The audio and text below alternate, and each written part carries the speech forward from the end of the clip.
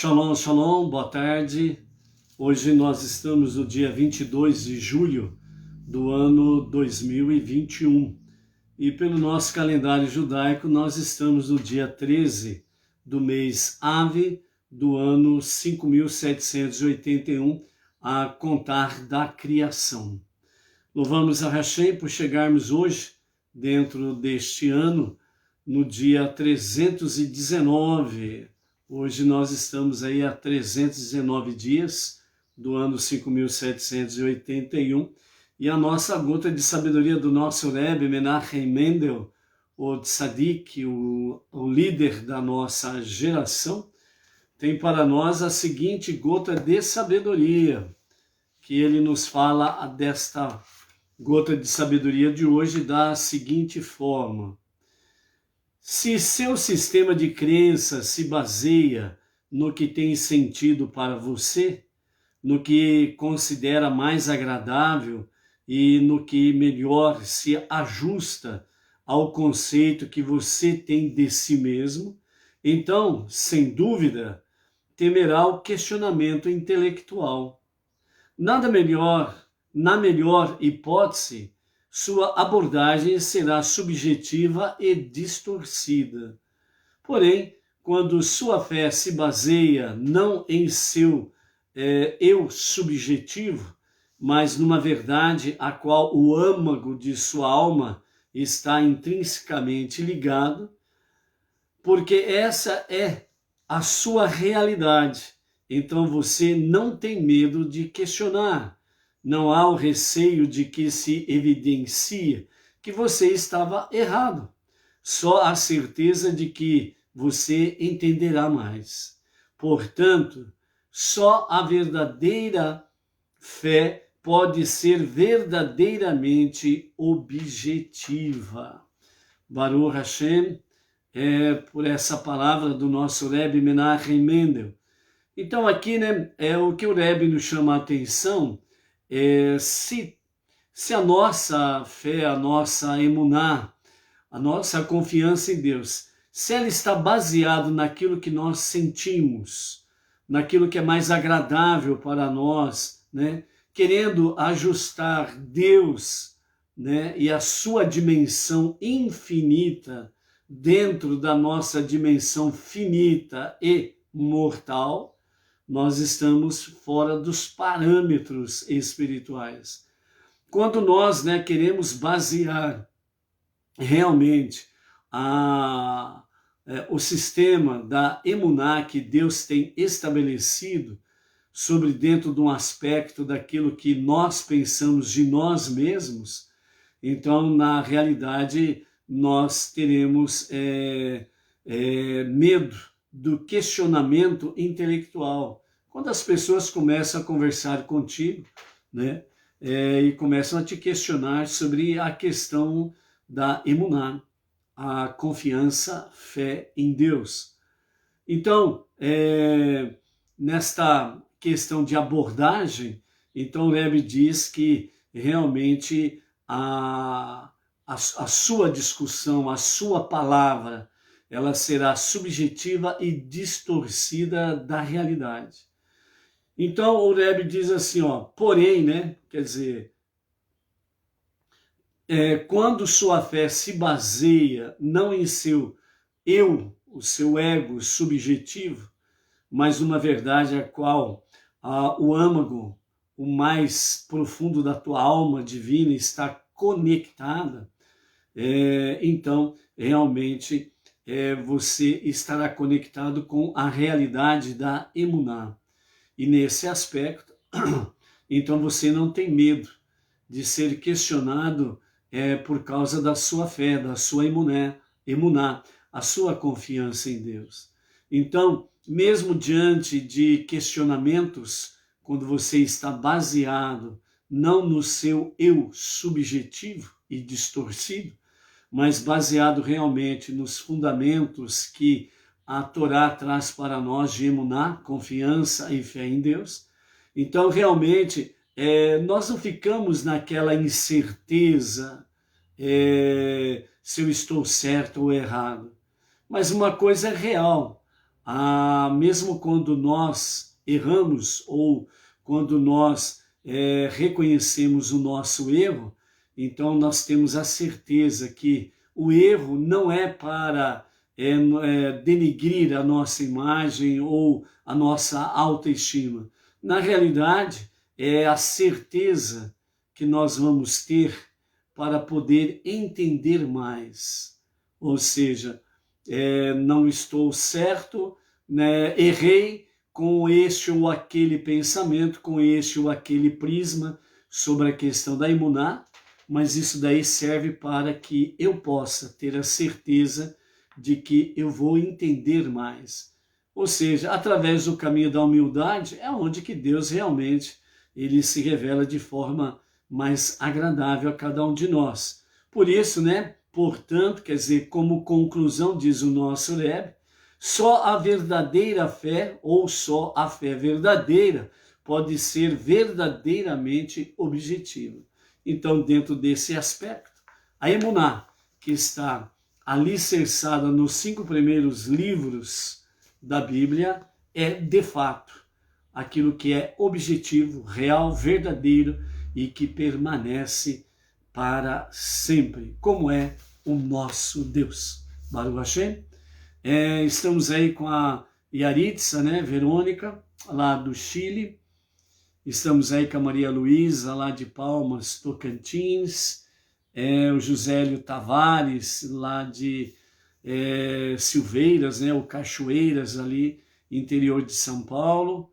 A Cida Fernandes, quem mais? A Inês Martins, aqui de Pirajuí, Baruch Hashem. Então, estamos aí conectados com a tarde, com a Torá, ok? Mas alguém aí dá um shalom aí para podermos ver o seu nome, ok? Hoje nós estamos no 5º dia da semana, então nós estamos no 5º dia do Shabat, e, portanto, hoje nós estamos na nossa 5ª leitura, nossa 5ª aliá da Parashá semanal Vait Hanan, que significa eu roguei, eu implorei por graça a Hashem. No caso específico, né, Moshe estava implorando, rogando a Hashem, né, a possibilidade de ele entrar na terra prometida, né? Então, por isso, Vait Hanan. Então, a nossa 5ª leitura hoje está no capítulo 5, verso 19, e nós vamos até o capítulo 6 e o verso 3 da nossa leitura semanal, ok?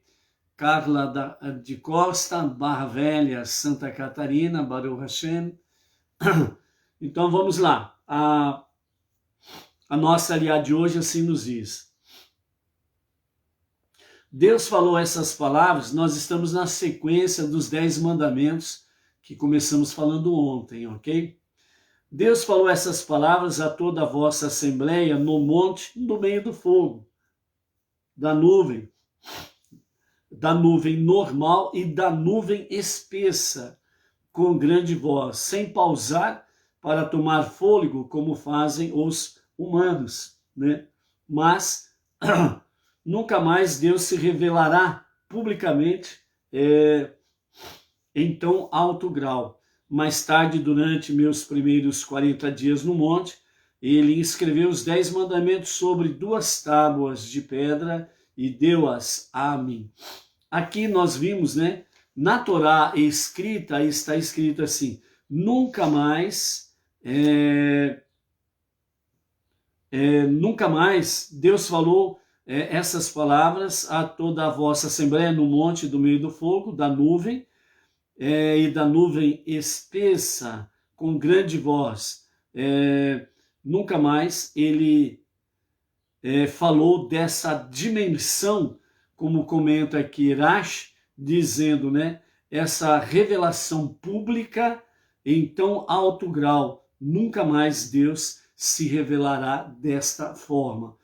Então nós temos aqui realmente a forma com a qual Deus se revelou na outorga da Torá no Monte Sinai, o Monte Horebe, e nunca mais ele se revelou num alto nível como esse, né, para com os seres humanos. Então nós temos aqui a confirmação de que essa foi a única vez em que Deus se revelou de uma forma em tão alto grau, ou seja, de uma forma tão elevada espiritualmente, trazendo realmente os mandamentos, os decretos, os preceitos, as normas, para que o povo judeu pudesse viver e também as nações pudessem viver. Posterior a isso, Deus não se revelou ao ser humano para estar dizendo a ele, este é o segmento de fé que vocês deverão seguir. Essa foi a única vez. Por isso, a Torá, os 5 primeiros livros da Bíblia, ela precisa, quem quer que seja, que queira estudar, conhecer a Deus realmente, ele precisa fazê-lo com o fundamento judaico, o fundamento do judaísmo, com orientação dos rabinos. Senão ele vai simplesmente compreender pela metade as realidades. É aquilo que o Rebbe estava falando conosco na introdução da nossa live, no sentido sobre a questão da nossa emuná.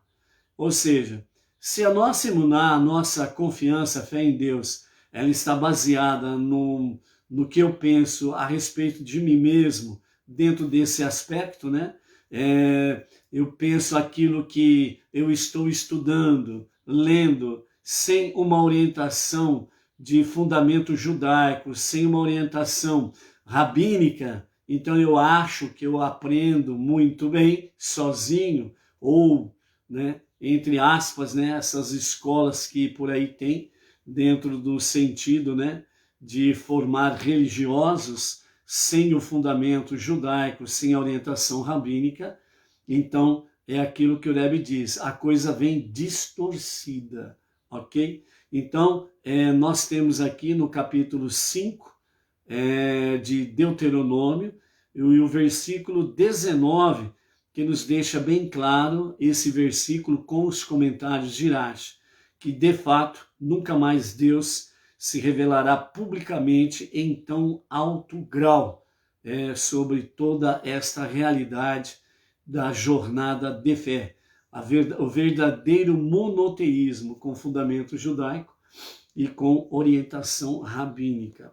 Continuando o verso 20, quando ouvistes a voz no meio das trevas, quando o monte ardia em fogo, vós vos aproximastes de mim, todos os cabeças de vossas tribos e os vossos anciãos.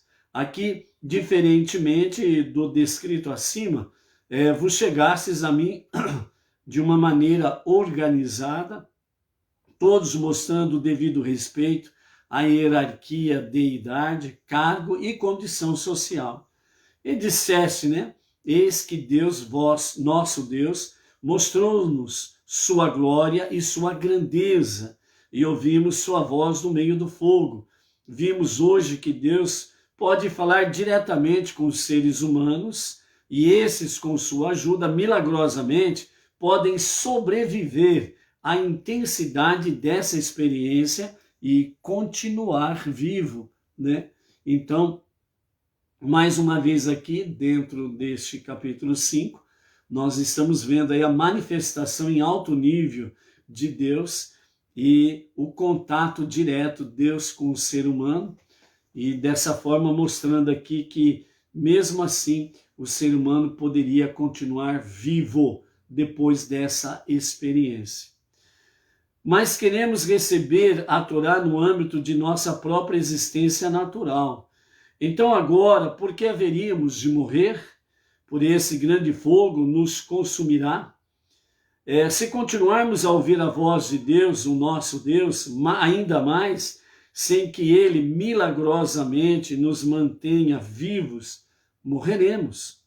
Pois quem há de toda a carne que tenha ouvido a voz de Deus, do Deus vivo, falar do meio do fogo como nós, e tenha continuado a viver? Preferivelmente, aproxima-te tu de Deus, sozinho. Ouve tudo que disser Deus, o nosso Deus, e tu nos falará tudo que Deus, nosso Deus, te falar, e nós o estudaremos e o faremos. De minha parte, fiquei profundamente perturbado com essa atitude. Não deveríeis preferir aprender diretamente de Deus e não de mim? Aqui, Moshe,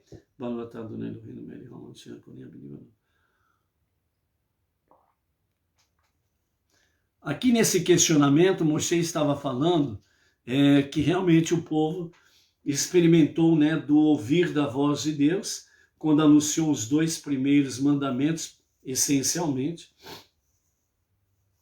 e eles sentiram realmente que a alma os abandonou o corpo físico. Eles sentiram que morreram. Mas, né, Deus ressuscitou aqueles mais de 3 milhões de pessoas. E nessa experiência, então, é onde que os pais desta nova geração se aproximaram de Moshe e falaram referente a essa questão, a esse questionamento aí, eles fizeram a Moshe, né? Morreremos agora que nós estamos recebendo a outorga da Torá e próximo estamos da terra prometida?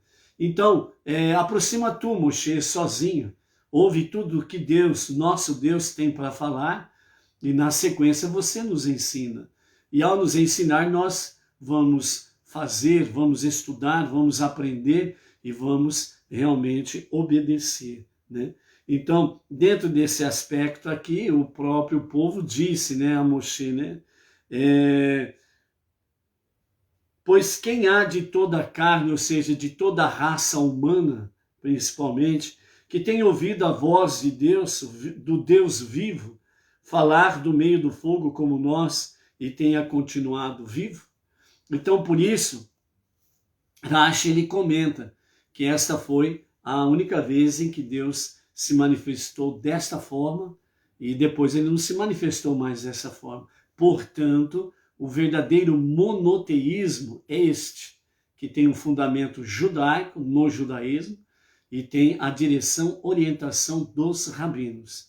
Por isso, né, esta é a jornada monoteísta que precisamos permanecer para podermos chegar na redenção nos dias de Mashiach e no Olam Rabá. Então, continuando, né, no versículo 25, porém Deus, né, Moshe primeiramente, melhor dizendo aqui para completarmos essa parte, né, então Moisés, ele questionou aquela geração dizendo, mas não seria melhor vocês aprenderem diretamente de Deus do que de mim? Seria melhor vocês aprenderem diretamente de Deus, né? Mas aí o povo disse, não, fala tu com Deus, Deus contigo e tu fala conosco, né? Então, nesse momento em que Moshe quis questionar a situação, então Deus ele responde a Moshe e diz para ele, né, porém Deus ouviu o som de vossas palavras quando me falastes, e Deus disse-me, ouvi o som das palavras deste povo que eles te falaram, e eles falaram bem. Quem dera que o coração deles fosse assim, para reverenciar-me e guardar todos os meus mandamentos, todos os dias, de modo que tudo fosse bem com eles e com os seus filhos para sempre. Dessa forma, então, Moshe recebe a resposta de Deus e Deus confirma para ele, né, que realmente a posição do povo estava correta e eles precisavam realmente, Moisés precisava realmente ouvir a sua voz, que era uma boa palavra, uma boa voz que eles disseram, e dentro desse aspecto aí, então, Deus falou para ele, falou, não, a palavra deles é boa, eles estão certos, e vamos fazer assim, eu falo contigo e tu fala com eles. E na sequência, no verso 27, então vai dizer-lhes, voltai às vossas tendas, né? Então Deus deu a ordem para Moshe dar essa instrução para o povo. E voltai às vossas tendas significa que, visto que não tereis de estar sempre prontos para a comunicação divina, podeis retornar à sua vida conjugal familiar normalmente. que ocasionalmente vos torna ritualmente impuros, razão pela qual vos ordenei que vos abstivesseis dela como preparação para a entrega da Torá, que foram aqueles 3 dias que anteciparam a entrega da Torá, a outorga da Torá, no Monte Sinai, né? Então, verso 28, porém, quanto a ti, Moisés, a partir de agora te separareis de tua mulher, pois deves manter continuamente o nível mais alto de pureza ritual para falares comigo a qualquer momento. Nesse sentido, fica aqui, em teu nível atual de pureza ritual, a fim de poderes conversar comigo, e eu te falarei todos os mandamentos, decretos e normas, sempre que julgar necessário, para que os ensines aos israelitas, e eles possam cumpri-los corretamente na terra que lhes dou, para que a possuam. Vendo assim que os mandamentos que ouvistes de mim, os quais estou prestes a recapitular convosco, têm todos origem divina. Guardai-os, aprendendo o que é necessário para cumprir todos estes corretamente, como Deus, vosso Deus, vos ordenou por meu intermédio. Em vossa execução deles, não vos desvieis nem para a direita e nem para a esquerda, e sim andai inteiramente no caminho que Deus, vosso Deus, vos ordenou, para que vivais na terra, e esteja bem para vós na terra, e prolongueis vossos dias na terra que possuireis. Este é o conjunto de mandamentos, decretos e normas que Deus, o vosso Deus, me ordenou que vos ensinasse, para que possais cumprir todos eles na terra a qual estáis prestes a passar, a fim de possuí-la, e a fim de que respeites Deus, teu Deus, o suficiente para guardar todos os seus decretos e os seus mandamentos que eu te ordeno, tu, teus filhos e teus netos, todos os dias de tua vida, e para que se prolonguem os teus dias. Então ouve, ó Israel, e guarda estes mandamentos, aprendendo o necessário para cumprir todos eles corretamente, a fim de que esteja bem para ti e te multipliques muitíssimo, como Deus, Deus de teus antepassados, falou a teu respeito, uma terra que mana leite e mel de tâmaras e figos. E aqui então nós encerramos a nossa quinta leitura.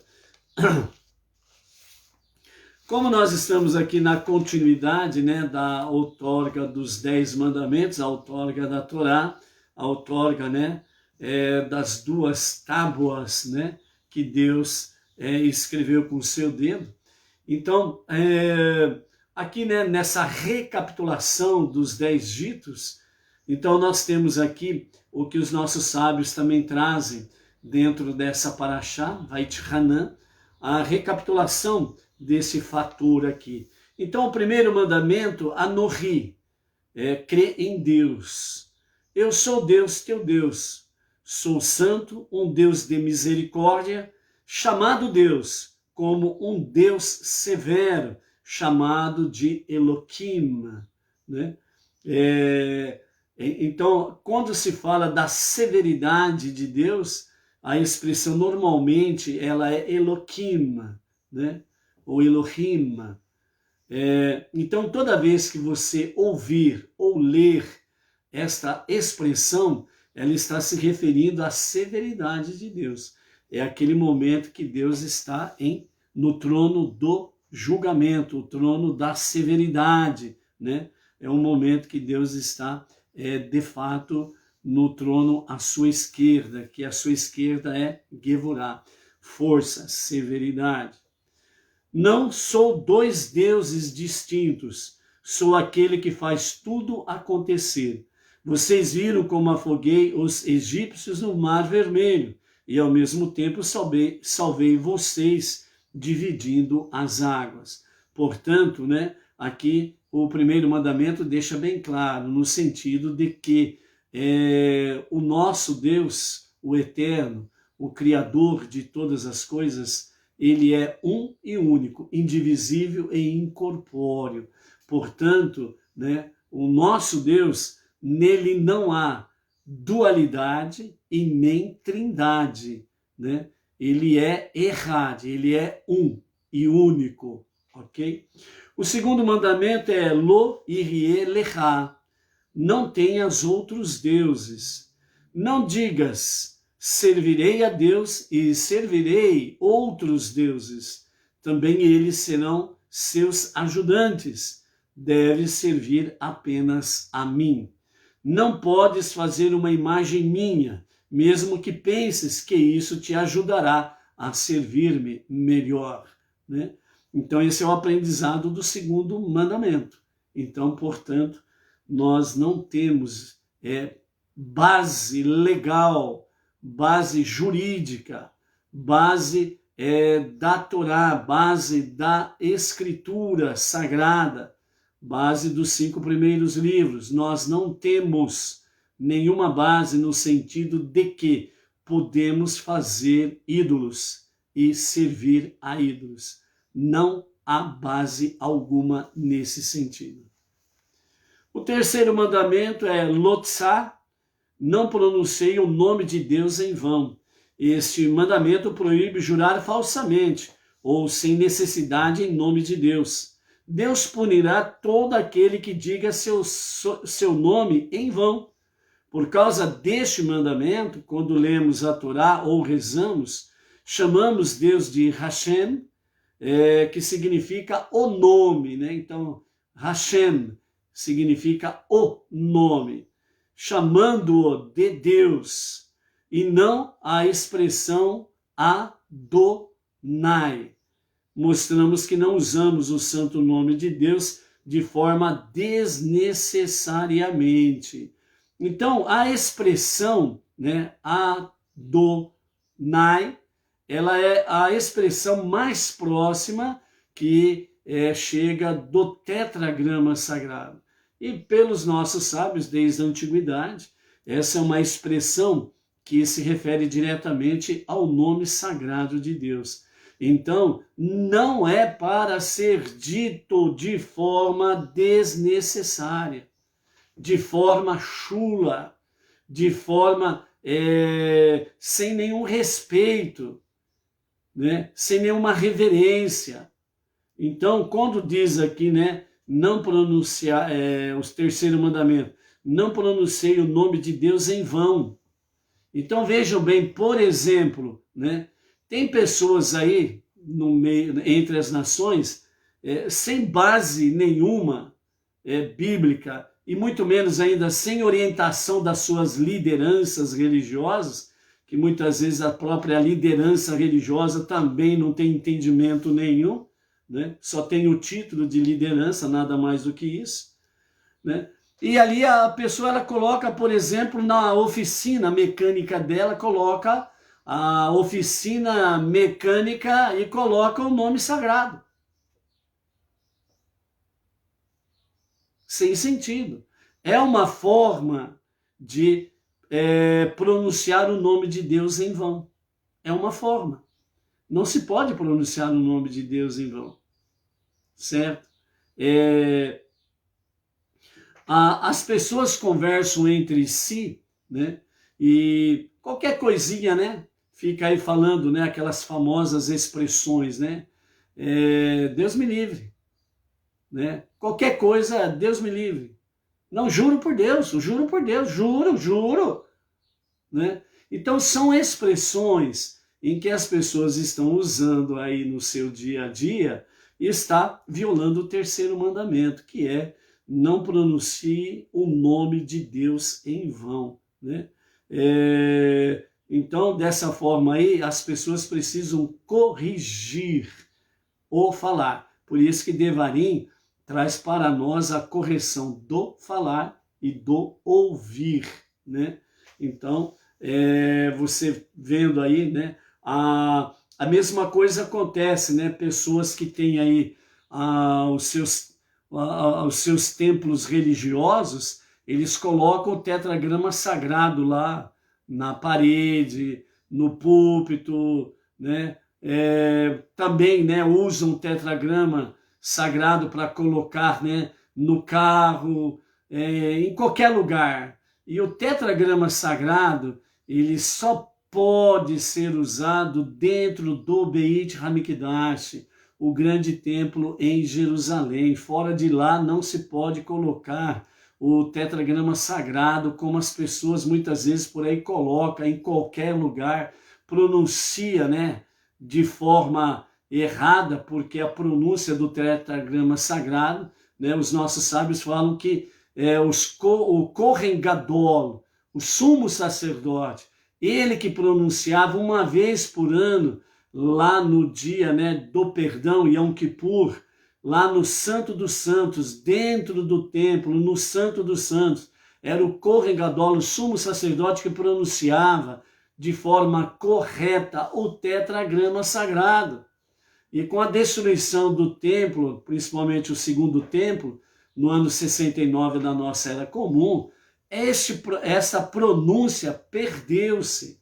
Ela será devidamente restaurada na redenção final, com o Mashiach, quando o justo e o verdadeiro Mashiach se revelar, além dele arrebanhar todo o povo judeu dos 4 ventos do mundo, né? Então o segundo passo será a construção do terceiro templo. E ontem já falamos sobre a questão da construção de forma mais resumida, né? A construção do terceiro templo, ela será uma construção pelos homens ou por Deus, ok? Então é só assistir o vídeo de ontem que já vai ter a resposta. Então, dentro desse aspecto aí, amados, não tomar, né? Não pronuncie o nome de Deus em vão, é muito cuidadoso que nós precisamos ser no nosso dia a dia. O quarto mandamento é Shamor et Yom HaShabbat, santificar o dia de Shabat. Devemos nos abster de trabalho proibido no Shabat, especificamente, plenamente, 100% para o povo judeu, e também santificá-lo fazendo, né, e ouvindo o Kiddush e a Havidalah, isso 100% para os judeus e também para os Bnei Noach, né? As preces da sexta-feira à noite, o recebimento do Shabat, o nosso Rav Yaakov Geranstad, através do Sidur para Bnei Noach, lá tem as preces do Shabat, do princípio do Shabat, da manhã do Shabat, à tarde do Shabat e posteriormente ali no final do dia, a Havidalah, que os Bnei Noach podem fazê-lo, né? É um bom hábito que cada membro da família ajude a preparar o Shabat e não deixar todas as tarefas somente para a dona da casa, né? Só para a luz do lar, que é a mamãe ou a esposa, né? Nossos grandes sábios tinham muitos servos a quem podiam dar ordens de deixar tudo pronto para o Shabat. Mesmo assim, costumavam eles mesmos fazer os preparativos para o dia sagrado do Shabat. Ok? Luiz Ribeiro, Itaquera, Grande São Paulo, Shalom, Shalom, Luiz Ribeiro. A Malu, né, lá de São Sebastião, Distrito Federal, né, Baruch Hashem, né. Antes de irmos aí para um Midrash do quarto dia, né, queremos aí mandar também uma saudação aí, um Shalom, né, para o Anselmo Ferreira, a Gisele Gonçalves, o Hélio Domiciano da Silva, de Cristais Paulista, interior de São Paulo, Matt Oilgold, né? Não sei se essa é a pronúncia, ok? Oilgold, né? Deve ser uma empresa do Matt, né? O Sérgio Ricardo, né? Que é de Maranguape, Ceará. O João Messias e a família do Rio de Janeiro, né? Graças a Hashem, Jô, Messias e família aí, que constantemente estão aí reunidos, né, assistindo a nossa live aí, principalmente pelo YouTube, né? o Carlos Garcia, também aqui de São Paulo, o Valdir Rodrigues, o Marcos Vinícius, o Adão Faustino Costa, lá de São Luís de Montes Belos, Goiás, o Valbevan Oliveira, lá da cidade de Picos, Piauí, o Marcelino Pinheiro, a Renata Suerrara e sua família, que lá do Japão também estão sempre conectados aí, ou pelo vídeo aqui do Face, ou pelo YouTube. A Miriam Barrios, Jerônimo, né, o seu Jerônimo Bareixa Júnior, eu acho que é Bareixa mesmo, né? E a esposa, né, a Neuza Andrade Bareixa, lá de Brasília, Distrito Federal. Shalom, shalom a toda a família. O Samuel Yosef, do Rio de Janeiro, a Cremilda Prado, lá de São Gabriel, da Cachoeira, Amazonas, a Clair Aleknovic, Izimamesk Rassotti, lá de Cuiabá, Mato Grosso, e o Maurício Leal. Então hoje, né, os nossos shalom também a estas pessoas maravilhosas aí, ok? Continuando então aqui no quarto mandamento, Shamor et Yom HaShabbat, santificar o dia de Shabbat. Então tem um Midrash que diz assim, né? Os Rachamim ajudavam na preparação para o Shabbat, né? Então, o Rav Rizda, ele cortava os vegetais para a refeição do Shabat. Rabá e Rav cortavam madeira. O Rav Zera acendia o fogo. E o Rav Nachman arrumava a casa e providenciava a louça de Shabat. Então aqui nós estamos vendo aqui os nossos sábios, né? Alguns, né, dos nossos sábios, né, os rabinos com a mão na massa aí, né, todos envolvidos de fato na preparação para receber Shabat. O quinto mandamento é Kabed, que significa honrar pai e mãe. Se um filho honra seu pai e sua mãe, Deus diz, é como se eu vivesse entre eles e o filho tivesse honrado a mim. Uma das melhores maneiras de o filho honrar os pais é guardar a Torá. Se o filho é um tzadik, isso é um mérito para os pais.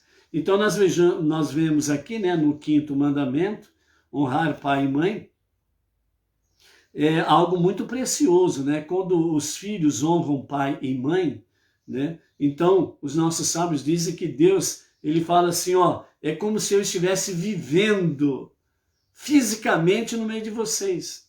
É como se o seu pai e sua mãe fosse eu fosse seu pai e a sua mãe, literalmente falando. Então, toda vez que os filhos, né, eles honram realmente o pai e a mãe, então é como se Deus estivesse ali presente fisicamente diante dos filhos, né? E a melhor maneira, né, de honrar os pais, dizem os nossos sábios, é exatamente guardar a Torá.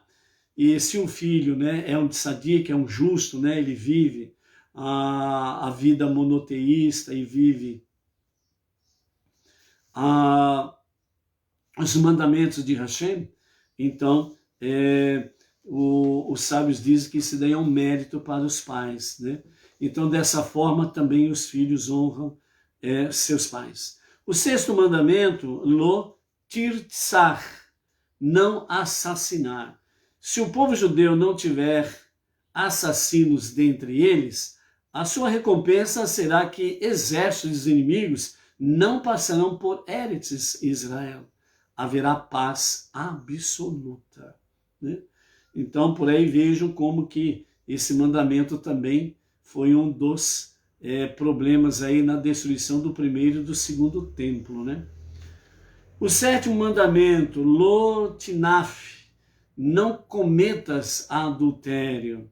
Deus deseja que o marido e a esposa sejam fiéis um ao outro. Como recompensa por guardar este mandamento, Deus dará felicidade e alegria ao povo, tanto judeus como ao povo não judeus. Ou seja, quando o povo judeu não viola esse mandamento, o adultério, todo o povo é abençoado, não é só aquele casal, não é só aquela família. Quando o Benei Noach está em obediência a este mandamento, se aplica a mesma regra. Não é só ele, a esposa, não é só a sua família que são abençoados. Todo o povo Benei Noach é abençoado. Nós não podemos esquecer que nós fazemos parte do mesmo corpo, ok?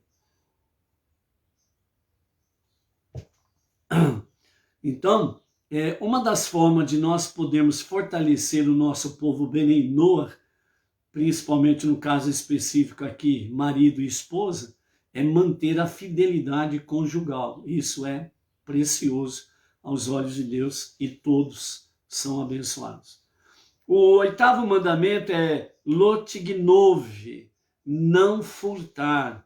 Este mandamento proíbe essencialmente, né, o furtar, o roubo de um ser humano, né? Sequestrar um ser humano é dentro também desse aspecto aqui, né? Às vezes você fala assim, mas sequestrar não é o mesmo que roubar. É sim, porque quando o bandido ele sequestra uma vida, uma pessoa, ele está roubando a sua vida.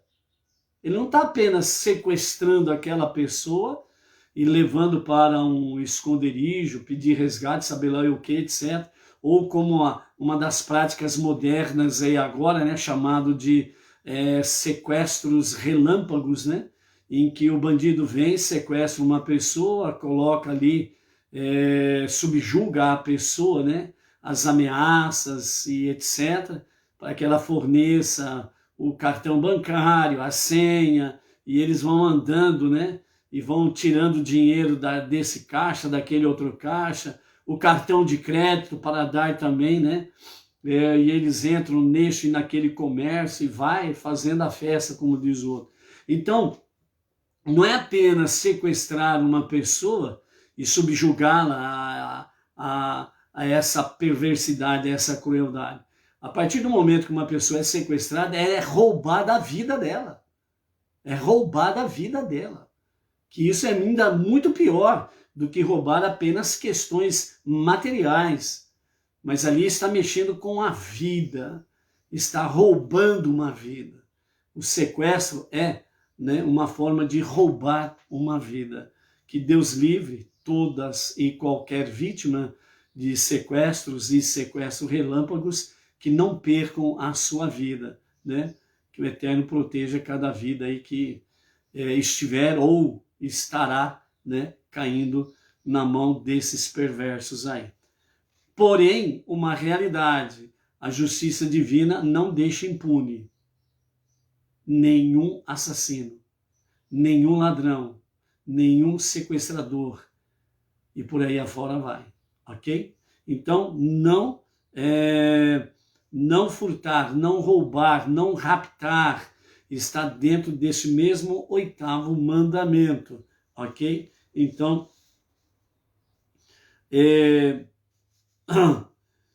dentro desse aspecto aqui, não furtar, né? Os nossos sábios trazem para nós uma história e diz da seguinte forma nessa história, né? Um comerciante, ele foi viajar para uma cidade vizinha sua, a vários dezenas de quilômetros de distância, e ele levava consigo uma bolsa contendo ali 500 moedas de prata, né? Então ele ia com a sua carroça e ali estava a sua bolsa de moedas com 500 moedas de ouro. Ao chegar a um determinado lugar, né, ele precisava pernoitar, e ali então ele se estabeleceu em uma estalagem, né, e ali foi para o seu quarto, e lá no seu quarto ele ficou com esse dilema: e agora? Estou na metade do caminho, eu levo essa bolsa de moedas de ouro comigo, não levo? Eu deixo aqui, não deixo? Como que eu faço? Né? E aí? Ele ficou pensando lá, né? Enquanto ele pensa lá, né, vamos dar aí um shalom para a Adriana Kamenzek. Adriana Kamenzek, shalom, shalom a ti, toda a família. O nosso viajante está pensando, então, né, Shalom aí, Adriana, que o Eterno abençoe a ti, família, né? E os demais aí que estão conosco aí à tarde com a Torá.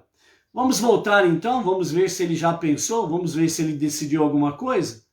Então, depois de algum tempo de pensa daqui, pensa dali, então o nosso viajante, ele decidiu, não vou andar com essa bolsa contendo as 500 moedas de ouro para fechar negócios lá na cidade, porque no caminho pode ter aí ladrões e eu posso ser vítima dos ladrões. Então ali no quarto, na sua estalagem, né, ele fez um buraco e colocou ali a sua bolsa de dinheiro e dessa forma então ele enterrou aquela bolsa de dinheiro.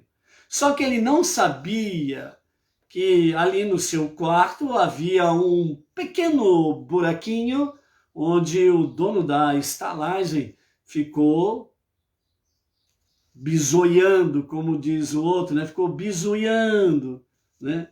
Ficou lá olhando, dando uma de jacaré, né? Só de olho vivo em cima do seu hóspede e viu tudo que aconteceu. Então, no dia seguinte, o nosso viajante, ele então chega ali e fala para o seu para o dono da hospedagem, né? Olha, eu vou deixar o meu quarto reservado aí e vou seguir viagem, né? Tenho algumas coisas para realizar ali na próxima cidade, mas eu vou voltar hoje mesmo e vou pernoitar aqui, né? Para que amanhã eu possa continuar a minha viagem. Então, por gentileza, né?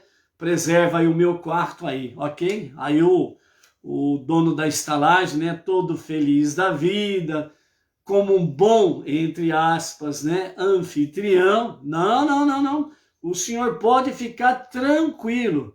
Ninguém vai se hospedar no seu quarto. Vou reservá-lo especialmente para o senhor. Pode ir tranquilo. Quando o senhor voltar, o quarto está reservado para o senhor. Fica tranquilo. Não precisa nem pagar agora. O senhor paga na volta. Eu confio no senhor. Eu sei que o senhor vai voltar aqui, aí depois o senhor paga a estadia aí. Ah, então tá bom, não precisa pagar agora? Não precisa não. E ele então seguiu a sua viagem, né, em direção à cidade ali. Donária Carmo, né, lá de Lisboa, Portugal. Shalom, shalom, Donária. As ricas bênçãos de Hashem a ti e ao seu querido marido José Luiz, Baruch Hashem.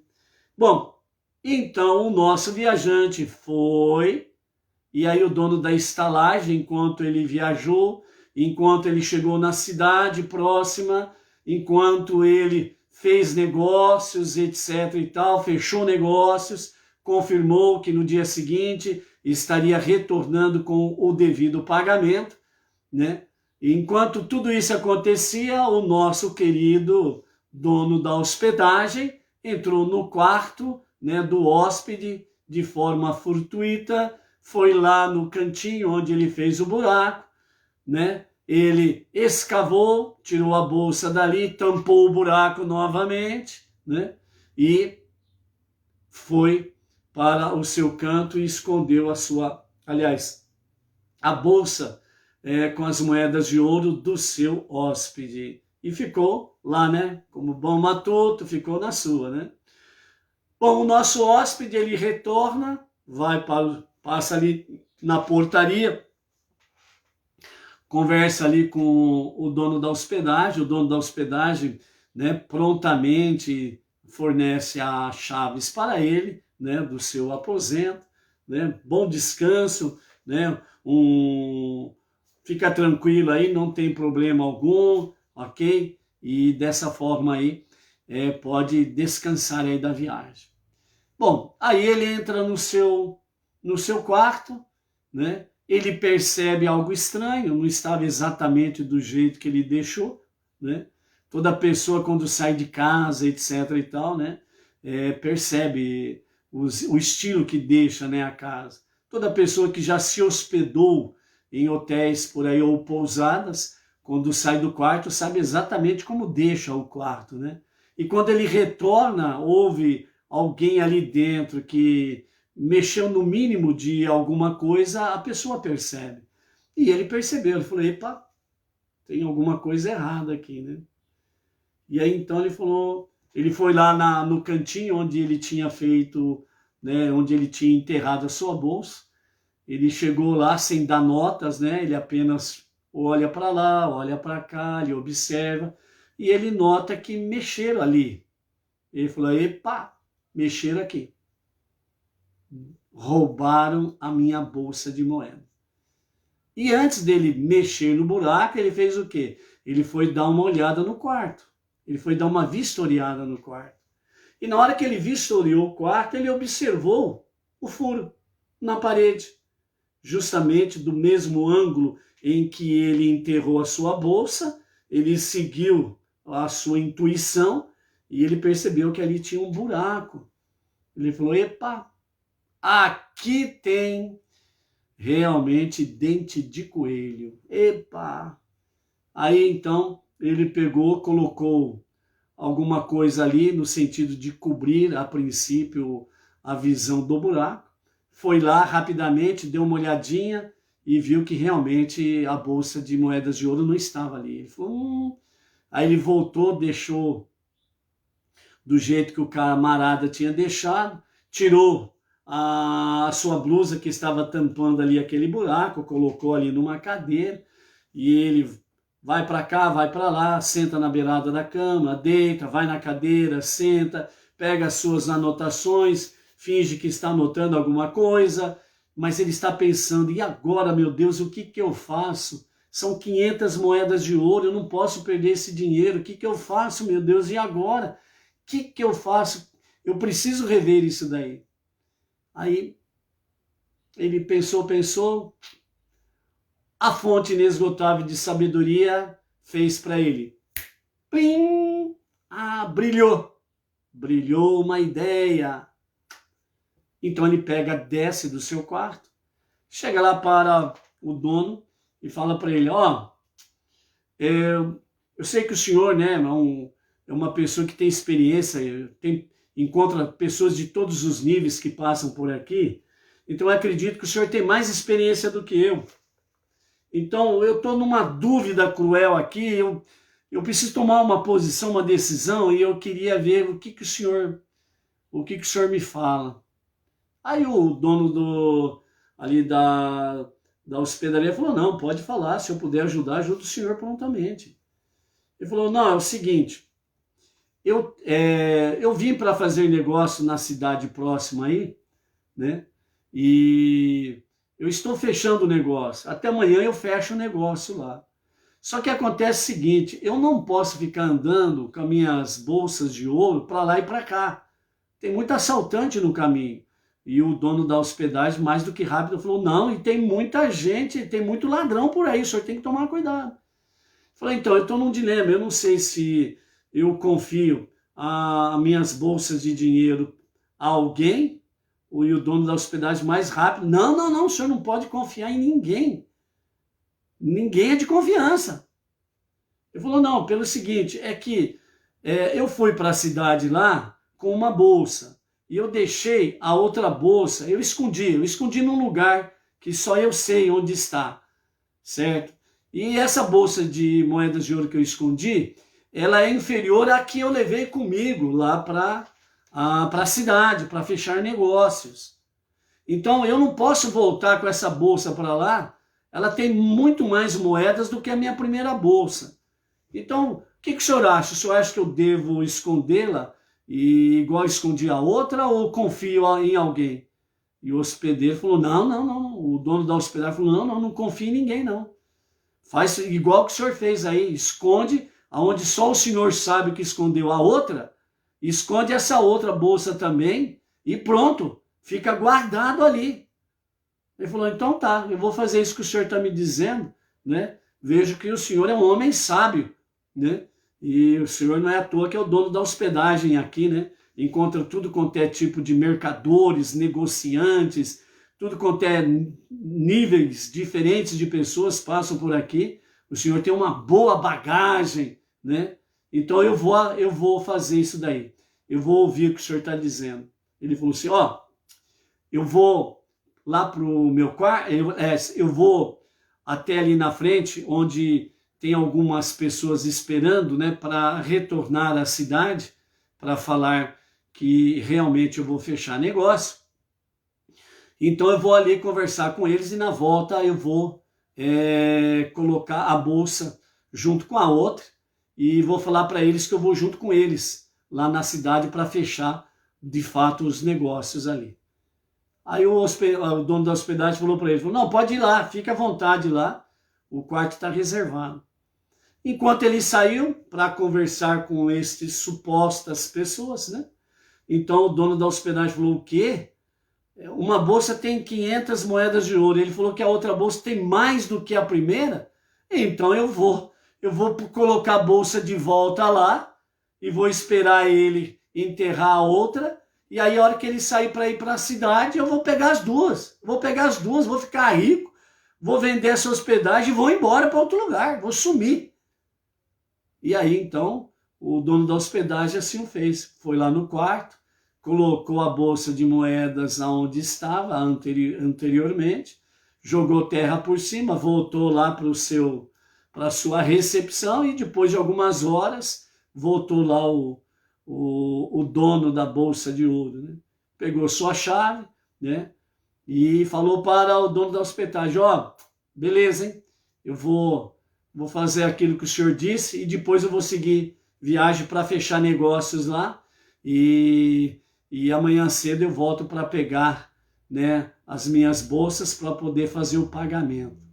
Aí o dono da hospedagem falou, não, pode ficar sossegado, a casa é sua, faz de conta que o senhor está em casa, fica tranquilo.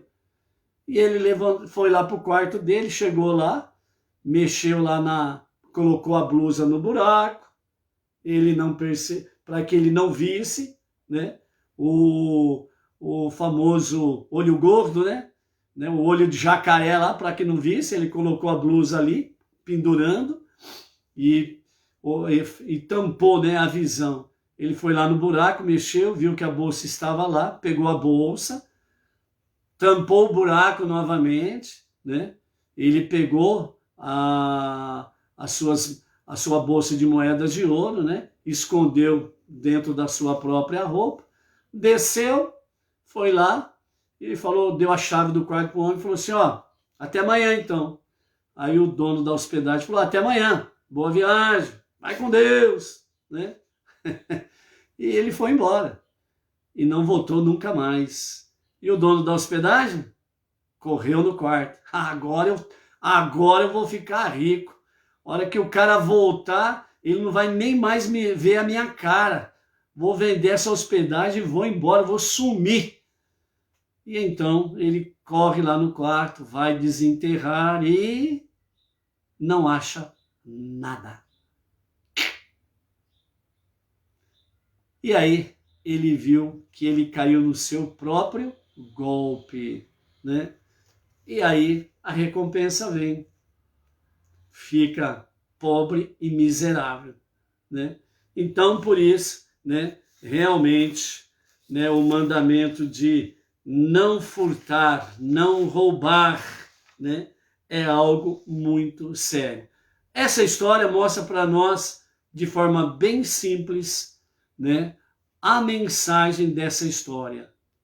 Nenhum ladrão se dá bem. Nenhum sequestrador se dá bem. Nenhum roubador se dá bem. Sempre leva e levará a pior. Continuando então, né? Nós temos aí então, nós acabamos de ver o 8º mandamento, né? Não furtar, roubar ou sequestrar.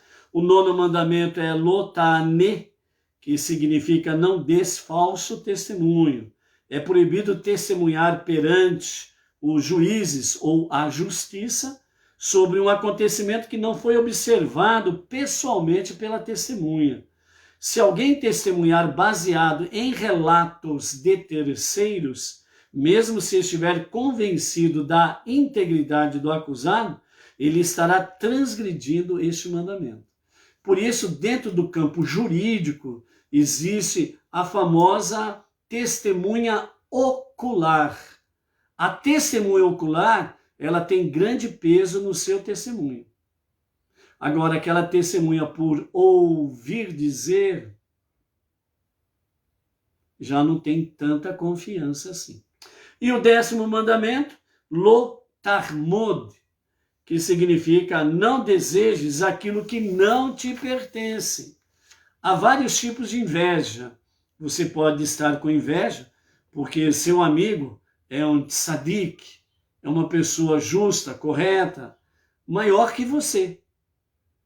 E ela também, você percebe que ela aprende Torá mais do que você. Então há um tipo de inveja aqui. Há uma outra tipo de inveja que está ligada exatamente às questões de posses materiais e financeiras. O carro do fulano é melhor do que o meu carro, ele tem mais dinheiro do que eu, né? E assim sucessivamente. Então aqui, os nossos sábios, eles trazem fundamentalmente 2 tipos de inveja. A inveja do amigo, que é aquele que realmente ele tem mais conhecimento, mais sabedoria, né? Tem mais obediência aos mandamentos do que você. Ele estuda mais, ele passa mais tempo estudando o Torá, por exemplo, né? Então você sabe disso daí. Então, você tem uma inveja dessa pessoa. Os sábios falam que esta inveja, ela é uma inveja boa. É uma inveja que ela tem a tendência de fazer com que você venha se esforçar mais para poder estudar mais a Torá, obedecer mais os mandamentos, né? Se tornar cada vez mais uma pessoa sábia, né? Então, os sábios dizem que esta é uma inveja saudável, porque ela move você para frente, ela move você para se elevar. Enquanto que a outra, que vem da inveja de questões, né, de posses materiais, financeiras, né? Aquela pessoa tem mais dinheiro do que eu, aquela pessoa tem um carro melhor do que eu, aquela pessoa tem uma casa melhor do que a minha, aquela pessoa tem isso, tem aquilo, tem mais não sei o quê, né? E muitas vezes a pessoa, né, esse tipo de invejoso, que é uma questão negativa, enquanto que a outra é positiva, e essa daqui é uma inveja negativa, ela é ruim, certo?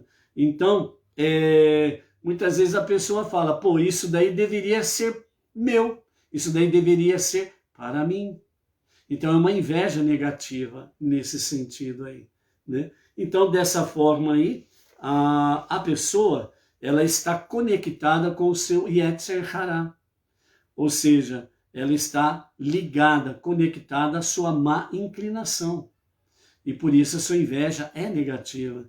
Então, por isso que ela, né, deseja, cobiça, né, e tem inveja daquilo que pertence ao próximo, né? Enquanto que a outra inveja, ela está conectada, né, a Yetzer Tov, a inclinação boa, a inclinação para o bem, está conectada com a alma divina e não com a alma animal.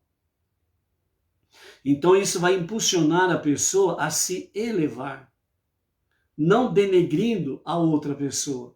Porque essa inveja conectada com a má inclinação, com a alma animal, ela, além de desejar aquilo que pertence ao próximo, ela deseja que aquela pessoa perca esses bens. Então é uma inveja destrutiva. E isso daí realmente não é bom. Por isso, né, o mandamento, não cobice nada que seja do teu próximo, né? Nós devemos crer que Deus dá a cada pessoa o que é melhor para ela. Esse é o ponto que nós precisamos estar conectados com a nossa alma divina, para estarmos nessa conexão, para compreendermos essa realidade. Ou seja, devemos crer que Deus dá a cada pessoa o que é melhor para ela. Simples isso, né?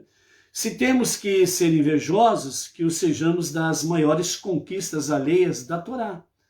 Isso nos fará tentar aprender com mais empenho e a cumprir mais mandamentos de forma mais refinada, né? Então, é nesse aspecto que nós fechamos a nossa quinta aliá, o nosso quinto dia, do Shabat. Na nossa quinta leitura, Vaiti Hanan, eu implorei, eu roguei graça a Hashem. Ok? Então, vamos seguir em frente, vamos seguir nessa jornada monoteísta, cada vez mais prestando a Hashem a verdadeira adoração e que nós possamos, no bom sentido, né, termos uma boa inveja do nosso próximo, aquilo que ajuda com que ele se edifique, se eleve mais e que nós também possamos nos elevar mais e mais. Ok? Baruch Hashem, até amanhã. Shalom, shalom.